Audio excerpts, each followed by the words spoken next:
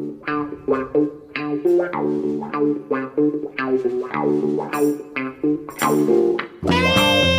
evening, Gabby. Good evening, TC, and welcome all to not our regular podcast, The Curran View, but Curran-79, where Terry and I are going to take a trip down memory lane and revisit an iconic season or year in Terry's career. TC, it began at Southampton, so let the story begin, sir. It was a funny year really, because Maurice Setters, who was assistant manager to Jack Charlton, knew I was a Sheffield Wednesday fan, and he asked me to come and join Jack and turn the club around. Possibly could make Jack and myself Sheffield Wednesday legends. Would many people drop down two leagues? Not really, but the temptation was too exciting to not to go there, because to take Sheffield Wednesday back into the first division, that's what I aimed for, and we only just missed out on it. I said to Jack, I said to Maurice, pair of them, I met him in the nightclub in Cinderella, Rockefellers, in 1979 after the first leg of the League Cup semi-final, and I told them both that I would join, but they may have to wait till after the cup final. They didn't expect Southampton getting there, because obviously Leeds played well that night. I mean, we got a lucky draw, but I thought we were better in the second half than the first half, and then I got the winner in at the Dell. And really, that same year, 79, we got to the quarter-finals of the FA Cup. Yes, yep. And if we'd have got into the semi-final, I would have waited until after the FA Cup final. Your first game that you played in 1979 was an FA Cup game. It was against Wimbledon. Is that where the infamous story comes from? And we're not going to get into that story. But you played Wimbledon and you knocked them out of the FA Cup. You beat them 2-0 away from home. But that wasn't my first game, though, was it? Or is that what you mean? No, the of FA 1979. The first game in 1979 you played was Wimbledon away in the FA Cup. FA Cup. The second game that you played that year, 1979, was Wolves away. You got beat 2-0 in Division 1. And then you played those two League Cup semi-finals. First leg on the 24th of the first, and then 6 days later at the Dell, you got a 2-2 draw away, as you've alluded to. How you got a 2-2 draw, Lord only knows, because the other TC, had a fantastic night. And then you did score the winner at the Dell, which will always put you down as a legend in the folklore of Southampton Football Club. Well, it took him to another cup final. Absolutely. Obviously, the first one was the FA Cup, and then the second one was the League Cup final. Yeah. And was winning 1-0 in the first half. Could have got a couple more. Then we lost it for a little bit, and then Southampton came. Then Scots Forest came back and went 3-1 up. We pulled one back to make it 3-2. But all in all, Forest deserved the win. But yeah, it was a funny time with Wimbledon, like Luton and Leeds. I've always played well against Leeds, even for Huddersfield and other teams when we played Leeds and that, So Wimbledon, as you know, were the most dirtiest team. Yes. I have seen. They're going about Leeds United, but Wimbledon was the most dirtiest team I had seen or played against. But I had some shenanigans with not only with the players, but some of the with one of the girlfriends or the wife of one of the players down at Wimbledon. I don't want to go too much deep into it. Again, no, we will steer clear of going too far or deep inside a Wimbledon player's girlfriend. In 1979, there was 18 number ones. Village People were the first. It was a hangover from 1978. And we're going to be talking later about the song that was number one on the day that you demolished, or your team Sheffield Wednesday demolished Sheffield United. But that's a little bit later in the podcast. Some things that also happened in 1979. Thatcher is elected Prime Minister. Russia invade Afghanistan. Sony released the Walkman, and Mountbatten and 3 others were assassinated. We'll go on to another load of political situations that happened in 1979 a little bit later. Oh, and by the way, inflation was 17% in those days, and a gallon of petrol was 79 pence. Yeah. I mean, how times change, but in terms of countries invading countries, that doesn't seem to change much. No. You played against Derby in the league, Ipswich Town, and then you had a tricky tie on paper in the FA Cup for Southampton, away against Preston North End. Have you any memories about that 1-0 win there at Deepdale? Well, after the semi-final at Leeds, Yeah. We travelled up to Blackpool, right, to play Preston on the Saturday in the FA Cup.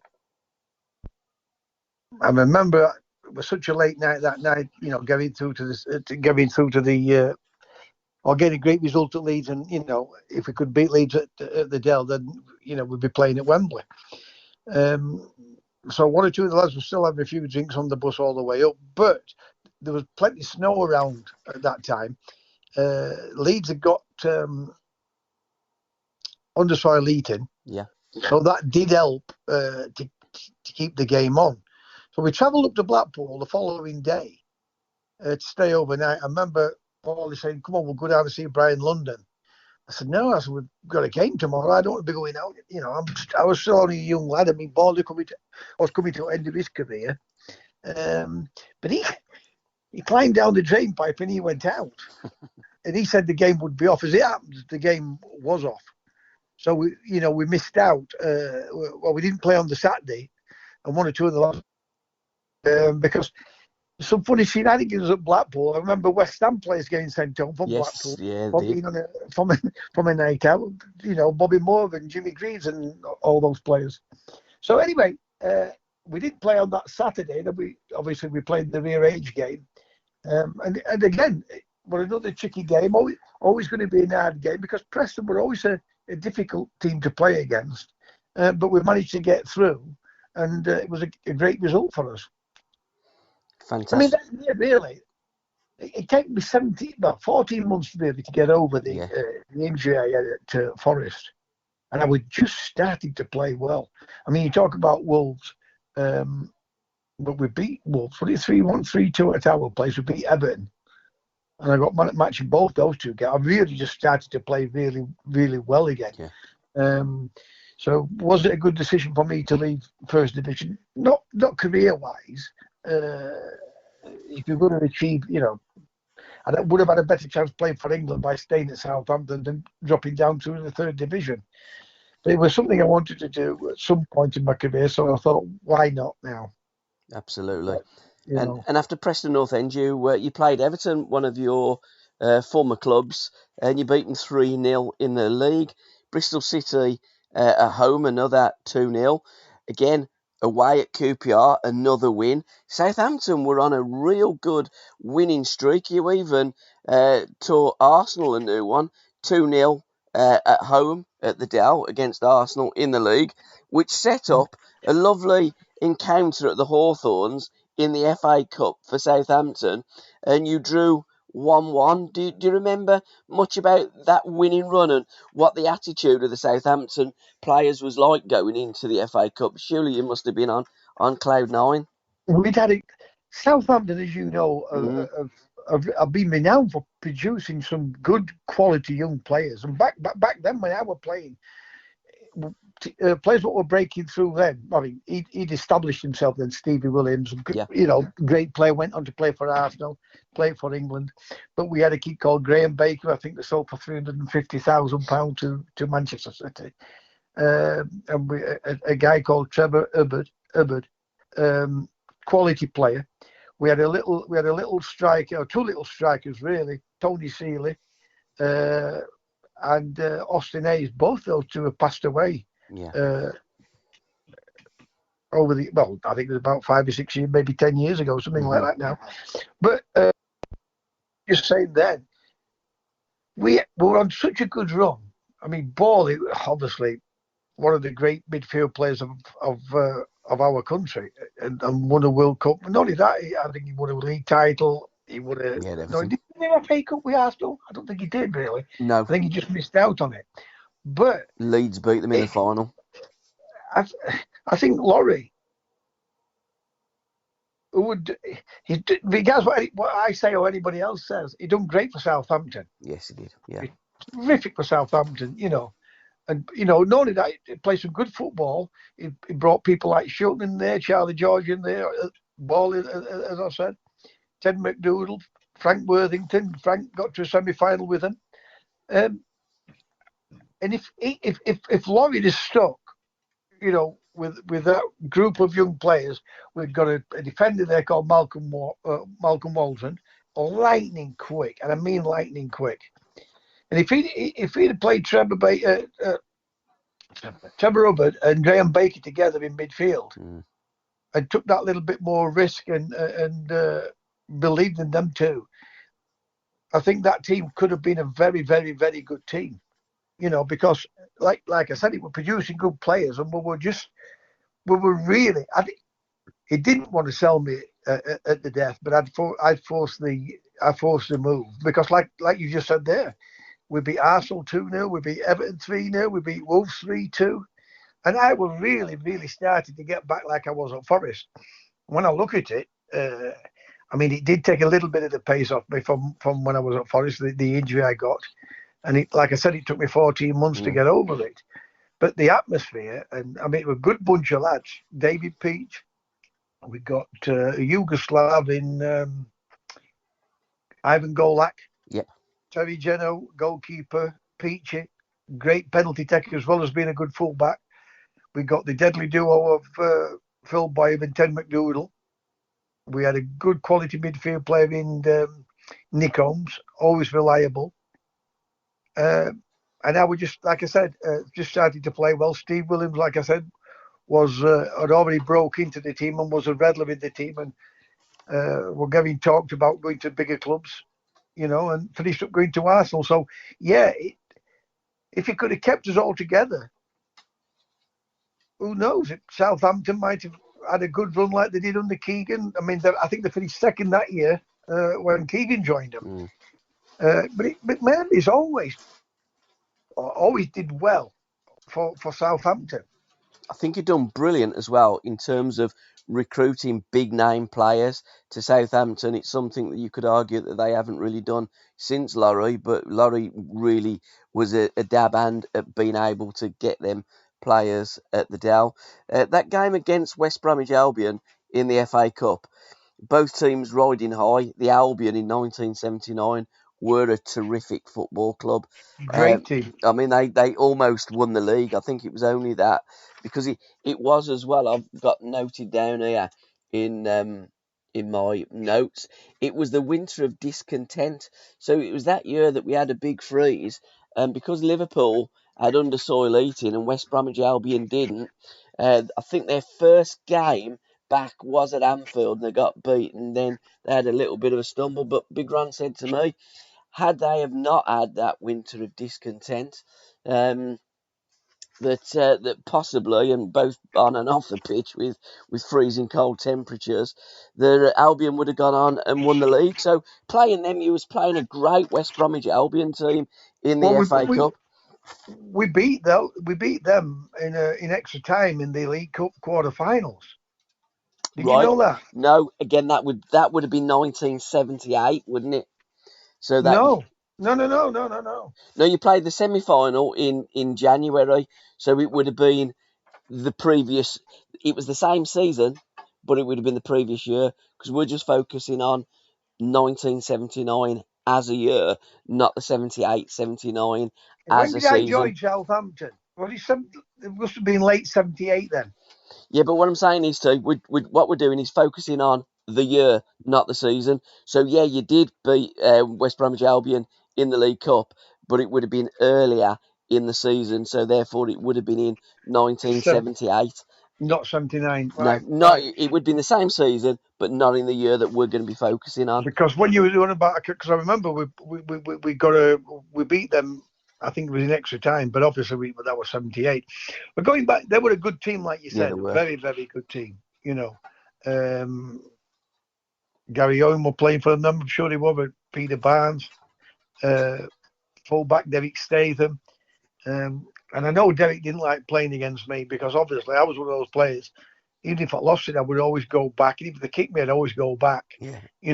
And I always try to tell Jock this the same thing: run at people with pace, and that's what defenders do not like. Not even defenders, even managers didn't like. Because you're going to put pressure on their team. But again, another great team, and under Ron Atkinson, they were a great team and came so close to winning the title, like you said. Probably favoured Liverpool with him having that under soil eating, obviously being the bigger club and having the experience of winning trophies over the years. So it didn't work in their favour, having the freeze and then missing games. And then what happens then? You accumulate games and you play too many games in such a short space of time. Absolutely. And it just takes it out of you, regardless what people think.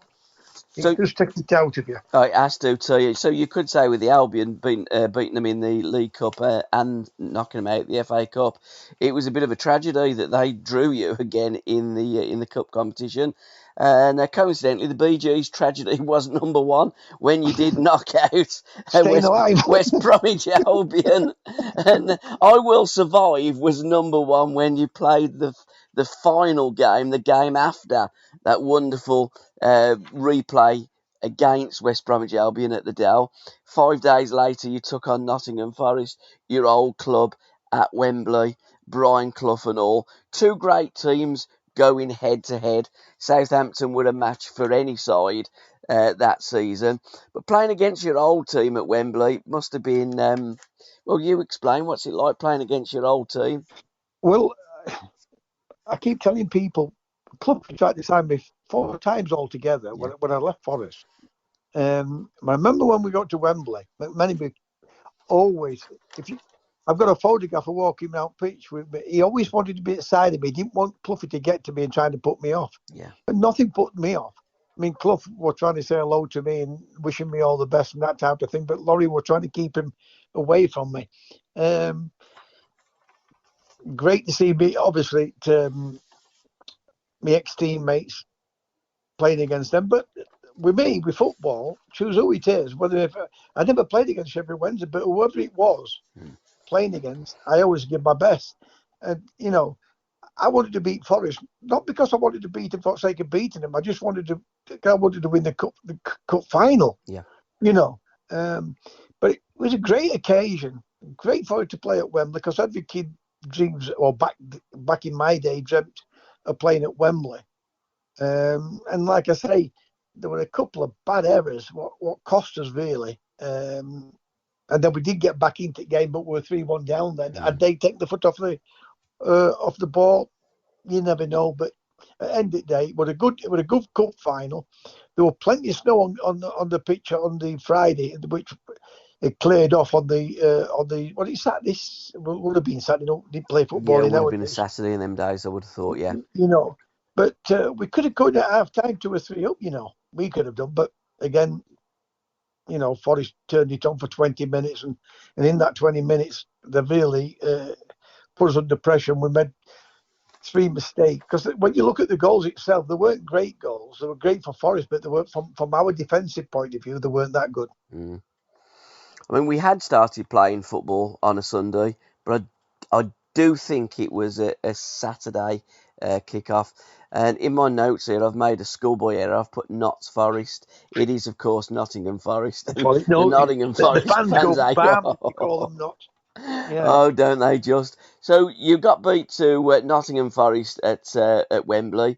Borley, because you didn't have medals in those days, you was given tankards, and Borley put a lump of grass, didn't they, in your No, you got a little medal. Oh, okay. You got a medal and a tankard. Yeah. Yeah, you got a medal and a tankard. That's what you got. Yeah. And Remember that? Yeah. And Borley coming off the pitch. I don't know because I don't know where Bally were, but I'd come off, and then he'd come into the dressing room. He'd got some turf, Wembley turf, and he put it into my tankard, and he said to me, "Keep that because you may never play at Wembley again, unless you're lucky enough to go and play for England." And I put that turf in my garden when I lived in East Lee in when I was playing for Southampton. Yeah. I dug it up when I came to Sheffield Wednesday, and I lived on Wheatshaw Lane in Cudworth, and I put it in the garden.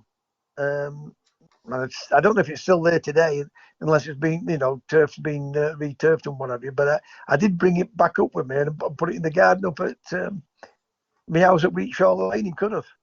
Imagine that, living in that house, looking out the back garden, and not realising that some of that grass there, some of that turf, was from Wembley Stadium. It wasn't, as it happens, it was in the front garden. Oh, the front garden, was it? Yeah, it was in the front garden. Yeah, I put it in the front garden because obviously, always more than not, you're looking out through the front window. So I put it in the front garden. But that's a true story. Yeah. Oh, I mean, you see it on Thing Ball. He got the grass piece of turf in his hand, and he fetched it into the dressing room. Nobody else would give it to me. He said, "Put that in your." But we became very, very good friends, me and Bally at Southampton. He was a character, wasn't he? Great player as well. He begged me not to leave. And a great one-touch player as well, wasn't he? Bally. Oh, what was he? 31, 32, 33, and to see that one-touch football from him, how he moved it quick, made angles, fabulous, absolutely fabulous guy, right down to earth and all. Came from a similar background to me. Yeah. No airs and grace on him, and he just loved people. He did love people. He didn't love Arsenal, though. He left Arsenal. You played Arsenal on the 19th of March, FA Cup 6th round.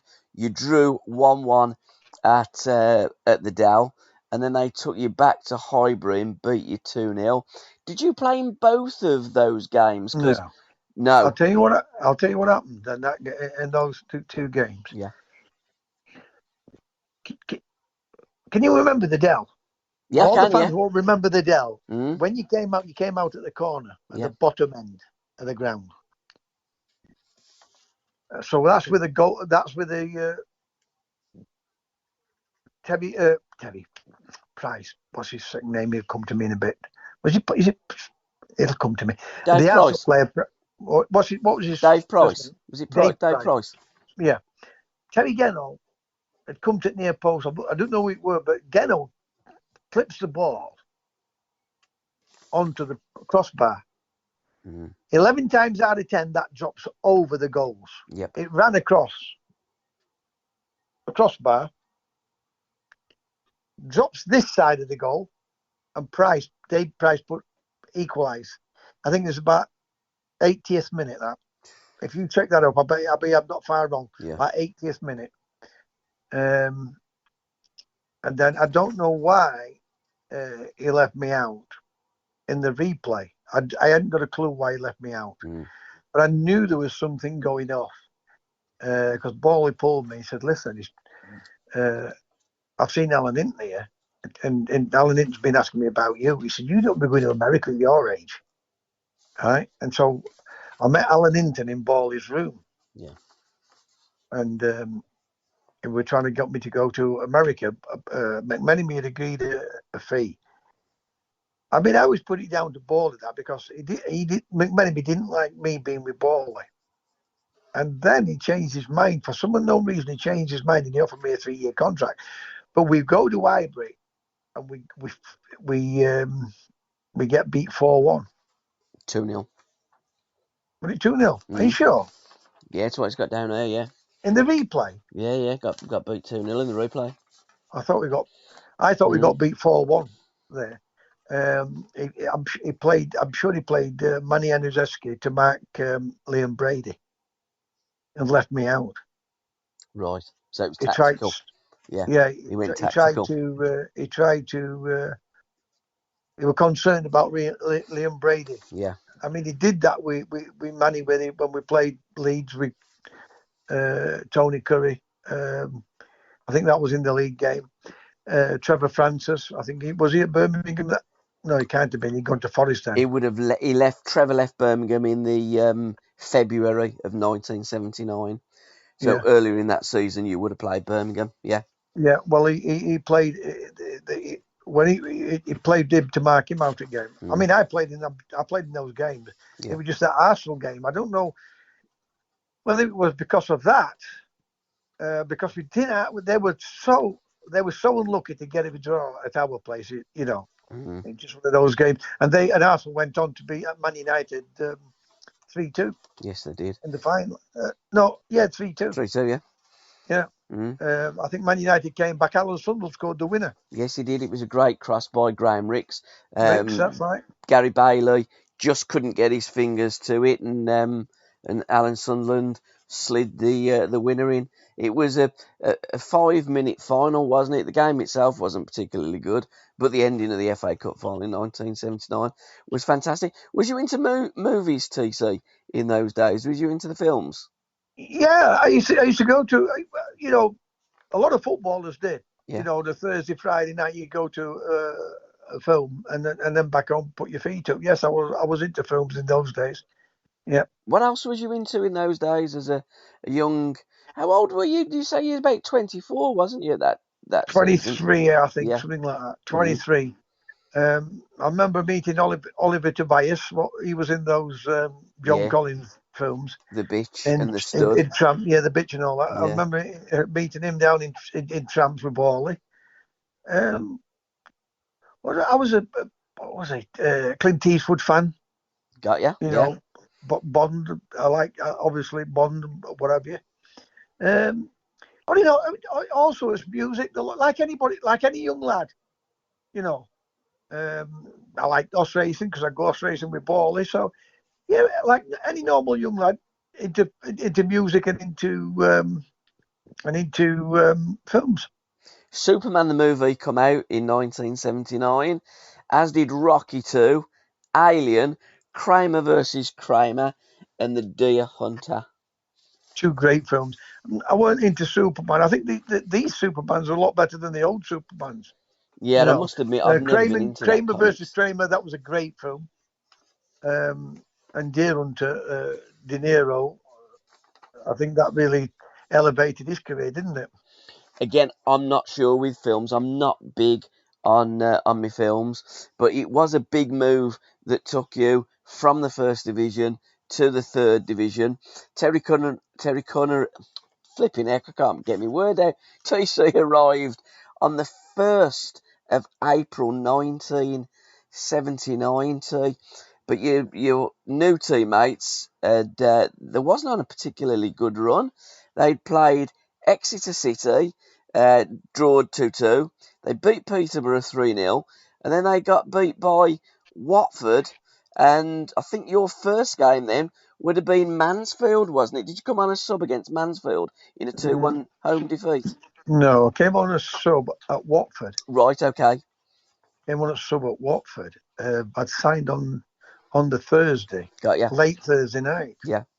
Well, it's a late Thursday night, 5 o'clock. The deadline's on. That's when the deadline's finished. Back in my day, Yeah, it did, yeah. first game was Mansfield. I'm sure that was a cup game. I've I got think it here about as a 10. league game. Was it a league game? I've got it down as a league game, yeah. About 10,000 people there, I think, something like that. 12,000 people. Yeah. So it just shows you how Sheffield Wednesday dropped down into third division, and the gates had dropped appallingly. But they just had a good cup run prior to that. With Arsenal, They had a mammoth FA Cup run 5 with games. Arsenal. I know I mean, I remember as a kid, unbelievable. I mean, it was all the pictures and stuff were in the Shoot magazine. Did you used to buy Shoot magazine, by the way, too? Because you were in it Yes, quite a bit in them days, and Goal. yeah, I was in it a lot. Yeah, you Shoot were. magazine. I used to nearly get that man of the month award. For third division player. Yeah, yeah, yeah. I got a load of those. the match. I remember the game being on television, fans throwing snowballs at Jack cleaning pictures, made me laugh at times at Jack. But yeah, there were great games. I went to the replay at Leicester. And to listen to the rest of this podcast, head on over to www.patreon.com/SRB Media. Thank you.